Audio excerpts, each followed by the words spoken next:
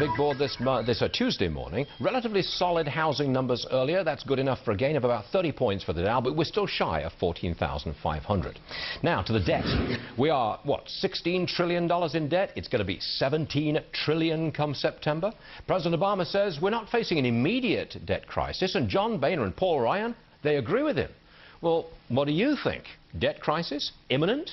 Noelle Clemente is with the American Action Forum, and she joins us here in New York. Noelle, welcome back to the program. Thank you very much. Do you think we've got an immediate debt crisis on our hands?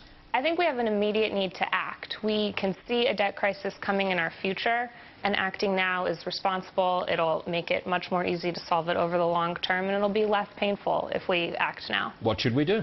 We need to reduce the debt over the long term, and we need to recognize what the spending is that's driving that. It's mandatory spending on entitlement programs that's causing our debt. We know that. All the numbers are there. As Chairman Ryan has said numerous times, it's the most predictable crisis. So American Action Forum strongly supports the Ryan budget plan. We ran the numbers last week on balancing the budget consistent with the principles in the House proposal. Yeah. And we saw that you get stronger growth, you get more jobs now. It's a responsible thing to do for the economy, and it also sustains the viability of the safety net program. That's the exact opposite of what the president and much of the left is saying. Right. They're saying you cut spending now, and it's a real drag on the economy. We'll never get back to prosperity if you cut spending. You can't do that. Yeah. You're saying the opposite. If you cut spending relatively quickly, you get more growth in the economy. That's diametrically opposed.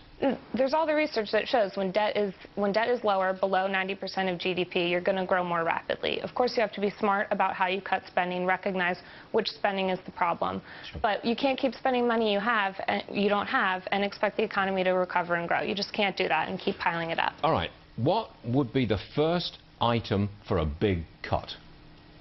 I think that well, like I said, you have to recognize that it's mandatory spending. So Medicare, Medicaid, Social Security. Social Security is a good place to start. Medicare is... But do you cut it, or do you restructure it and reform it? Absolutely. Restructure and reform, no doubt. It's not just an economic issue. You have to make sure that the programs are going to be in place. And they're the budgetary crisis, but they're also going bankrupt. So people who are relying on them aren't going to have them down the line. If we did what the Ryan budget proposes, and we got some economic growth, we cut some spending, we reform these programs, we get some growth, what kind of growth rate are we looking at?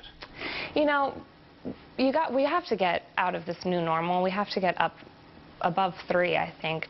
Can we do that by cutting spending? I think so. Over the long term? I believe so. I'm eternally optimistic. So am I. I'm a newcomer to America. But you think it could be 3–4% growth? Better than that? I don't know how long it would take to get to that, but I do think that we can get going towards that. You can get one. We really need to have to, absolutely. Does the American Action Forum say anything on energy policy?